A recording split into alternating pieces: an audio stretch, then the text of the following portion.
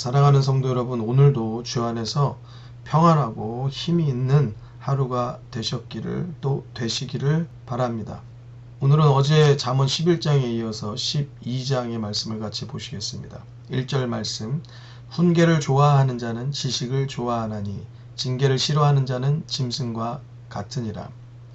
훈계를 좋아하는 자가 지식을 좋아한다고 말씀하였습니다. 곧 지식이 있는 사람은 훈계를 받아들일 줄 아는 사람인 거죠. 훈계를 좋아하는 사람이 누가 있겠습니까?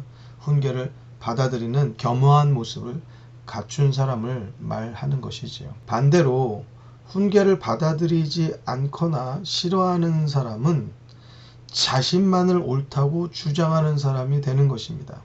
이런 사람은 지식과 상관없는 사람이라는 것이죠.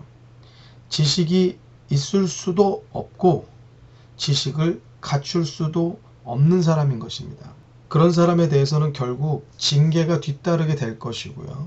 또 그 징계를 싫어하는 자는 짐승과 같다라는 거예요. 결국 훈계도 깨닫지 못하고 이 징계가 왜 오는지도 모르고 이러한 사람은 짐승과 매일반이다라는 표현인 것입니다. 짐승에 대해서 우리가 한번 생각해 보면 짐승은 본능과 욕구에 기반해서 사는 것입니다. 짐승에게 옳은 길, 바른 길, 잘못되고 그른 길 이런 거 생각 없습니다. 먹을 것만 보면 서로 먹으려고 싸움질하고 으르렁거리는 것입니다.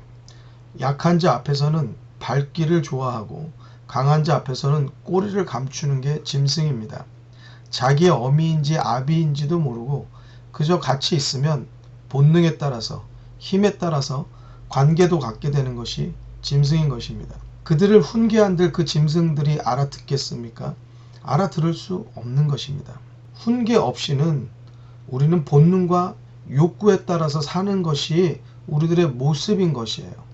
훈계를 통하여서 우리들은 사람의 모습으로 지혜와 지식 있는 사람이 되어지는 것입니다. 우리가 생각해 보면 유아기에서는 특별히 교육받는 것이 없습니다. 그러나 말을 알아듣고 무엇을 자기의 의지대로 만지거나 또는 자기의 의지대로 움직이고 걸어가고 뛰어가고 할 때에는 부모의 훈계와 통제를 받기 시작합니다. 그리고 그것은 고등교육에 이르기까지 계속되는 것이에요. 곧 교육을 받는다는 것은 하지 말아야 할 것과 하면 좋은 것들에 대한 분별을 계속 배우는 일입니다. 훈계가 지식을 만든다는 잠언의 말씀은 짐승과 인간의 경계를 말하는 것이고 결국 훈계라는 기준이 짐승과 인간을 구별할 수 있는 중요한 기준이 되는 것입니다. 사람이라 하여도 훈계를 받아들이지 않고 좋아하지 않는 자는 짐승의 길을 향하여서 가는 것이 된다는 말입니다. 이런 지식을 우리들에게 깨우쳐 줄 수 있는 것 자체로도 잠언은 대단한 지혜의 책이 맞는 것입니다. 2절 말씀, 선인은 여호와께 은총을 받으려니와 악을 꾀하는 자는 정죄하심을 받으리라. 설명할 필요가 없는 것이죠. 중요하게 하나 우리가 기억하고 갈 것은 악을 꾀하는 자에게 죄가 있냐 없냐 그냥 그 정도 죄 있지 악하지 나쁘지 그렇게 간단하게 생각할 것이 아니라는 것을 알아두어야 합니다. 죄가 있다는 것은 심판이 기다리고 있다는 겁니다. 심판을 지난 후에는 형벌이 기다리고 있다는 것입니다. 사랑하는 성도 여러분, 우리가 악을 품지 않아야 합니다. 악을 계획하지 말아야 합니다. 악한 일을 위하여서 상의하고 의논하지 말아야 합니다. 악하고 거짓되고 잘못된 일에 가담하지 않는 성도들이 되시기를 부탁합니다. 그 길은 결코 우리를 형통하게 하는 길이 아닙니다. 3절의 말씀, 사람이 악으로 굳게 서지 못하나니 의인의 뿌리는 움직이지 아니하느니라. 우리의 마음의 바탕이 어디에 있는가 우리는 돌아보아야 합니다. 마음의 악을 가득 담으면 넘어질 수밖에 없는 것입니다.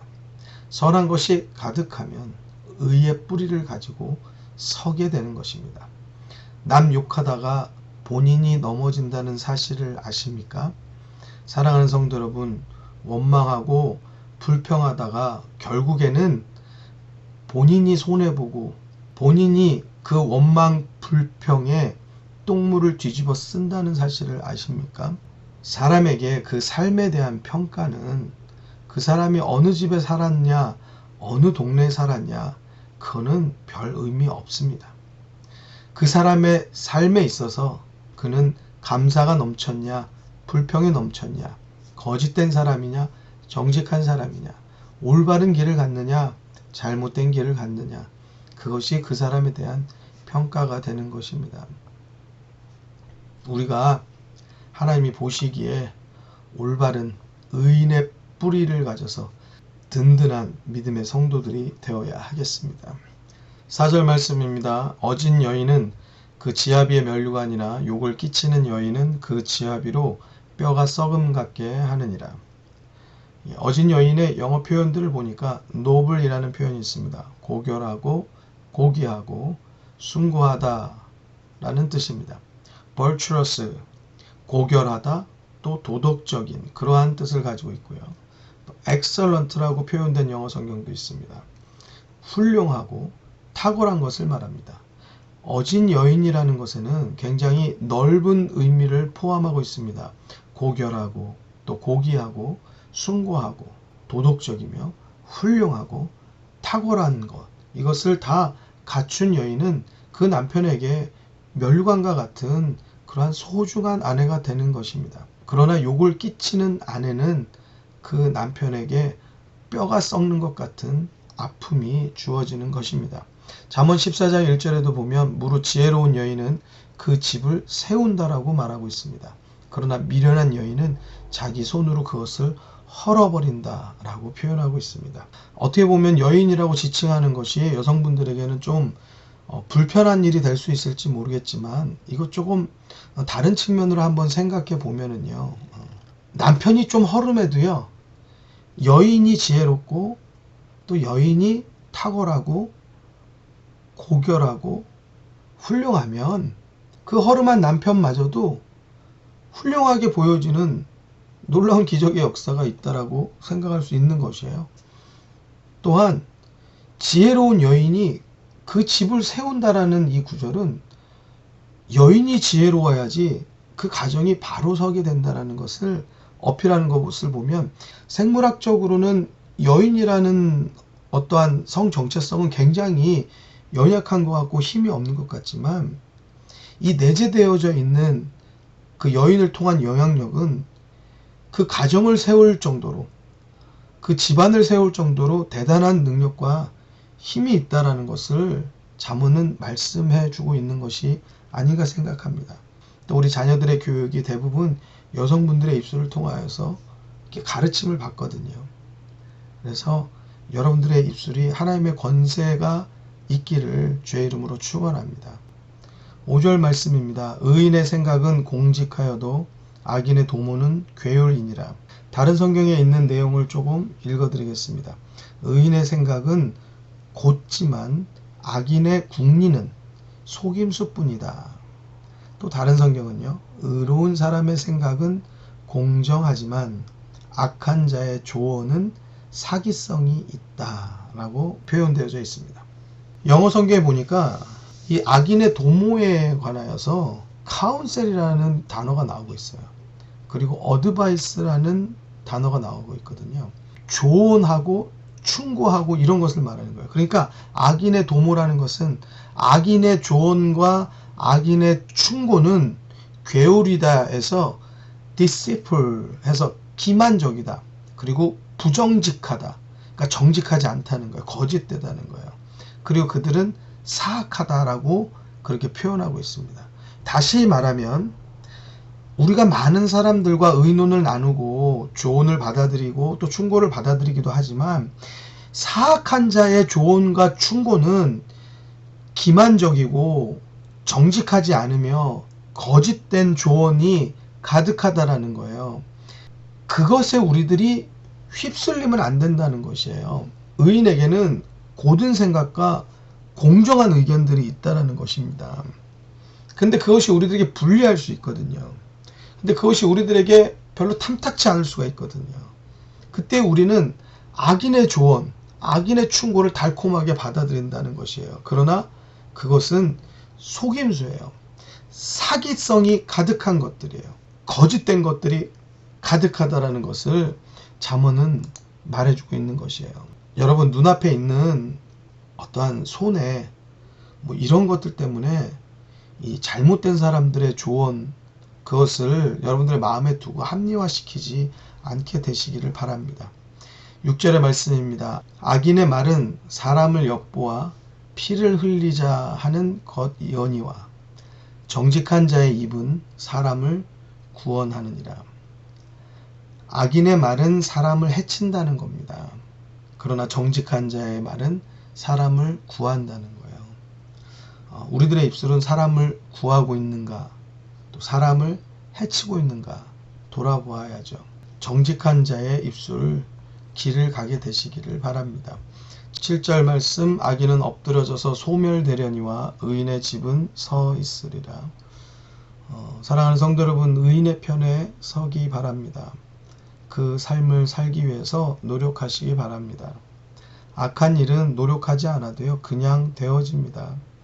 잠깐 눈 깜빡하면 악한 길에 서 있을 때도 참 많습니다. 선한 일을 위해서 노력해야 합니다. 선한 일은 그냥 되지 않습니다. 땀 흘리고 싸우고 노력해야 됩니다. 앞에서 7절의 말씀까지 또 잠언의 말씀들이 보면 의인과 악인에 대해서 계속적으로 이야기해주고 미련한 자와 지혜로운 자에 대해서 계속적으로 말씀해 줍니다. 그 길을 계속 말해주는 것은 우리들을 옳게 안내해주기 위해서 그런 것이지요. 어떻게 보면 잠언을 읽으면 꼭 예전 우리 초등학교 때, 국민학교 때 그 도덕책을 읽는 것 같아요. 도덕 시험 문제를 보는 것 같아요. 공부 안 해도 풀 수 있는 거 있잖아요. 그냥 뭐 좋은 거, 맞는 거 그냥 그거 체크하면 답이 되는 것이죠. 그렇게 쉬운 것이 옳은 길인데 그 길을 살아내는 건 그렇게 또 어려울 수가 없어요. 너무너무 힘든 것이죠. 그래서 잠언은요, 계속적으로 비슷한 것 같지만 다른 모양으로 우리에게 비춰줘요. 그래서 나는 거짓되지 않은데, 그런데 거짓된 사람의 말을 귀담아 듣고 산단 말이죠. 결국 그것은 우리들의 길을 방해하고 악의 구렁텅이로 이끌고 인도하는 것을 깨닫게 됩니다. 한 가지, 두 가지 나한테 해당 사항이 없는 것 같지만 결국엔 그 다음 세 번째, 네 번째 문항을 보면은 이게 다 나한테 해당되어졌던 것임을 깨닫게 되어지는 것이에요. 그래서 잠언은 굉장히 구체적이고 실제적이고 실질적으로 우리의 모습을 하나씩 하나씩 드러내 줍니다. 여러분, 이러한 지적과 훈계를 우리들이 피하면 정말로 우리는 미련한 자가 되는 것이에요. 하나님의 말씀이 우리를 조언하고 훈계하며 지혜의 길로 인도하고 있습니다. 그 길을 기쁘게 받아들이고 훈계를 좋아하여서 하나님께서 기뻐하시는 삶을 살고 이 땅에서도 형통한 삶을 살게 되시기를 주님의 이름으로 축원합니다. 우리 이 시간에 기도하실 때에 여러분들의 입술의 말이 무엇을 이야기하는지 우리는 심각하게 고민해야 합니다. 어떤 때는 우리 자녀들에게 거짓도 합리화시켜주는 그러한 말을 할 때도 있고요. 어떤 때는 예수 이야기하면서도 예수 믿는 어머니 아버지임에도 불구하고 세상의 기준과 별반 다르지 않는 길을 제시하고 안내할 때도 굉장히 많습니다. 예수 믿는 사람은 예수가 기준이에요. 하나님의 말씀이 기준이에요. 그 기준을 통하여서 우리는 다른 것들을 판단하는 것이에요. 세상 사람들은요, 돈이 기준이에요. 출세가 기준이에요. 당장 어느 동네 어느 집에 가서 살 것이냐가 기준이에요. 거기에 따라서 예수는 내동쟁이 쳐지는 것입니다. 여러분, 우리가 예수 믿는 사람이면 우리 자녀들에게도 올바르고 옳고 맞는 말씀을 할 수 있어야 됩니다. 거기에 우리 입술에 힘이 있고 권세가 생기는 것입니다. 사랑하는 성도 여러분, 때로는 눈앞에 있는 손해가 속상하고 마음 아프지요. 그렇지만 그 손해가 절대 손해가 되지 않고 그 아픔이 절대 아픔으로 끝나지 않을 것입니다. 우리가 하나님의 말씀을 따라서 좀 더 바르고 옳고 선하고 공의로운 길, 그 지혜의 길을 갈 수 있기를 소원하고 또 기도합니다. 여러분들의 입의 말에 대해서 나는 얼마만큼 그리스도인으로서 그리스도인의 맞는 기준을 가지고 이야기하고 가르치고 있는지 우리가 다시 한번 우리의 모습을 돌아보면서 하나님께 지혜를 구하는 시간이 되기를 바랍니다. 함께 기도하겠습니다. 기도하십시다.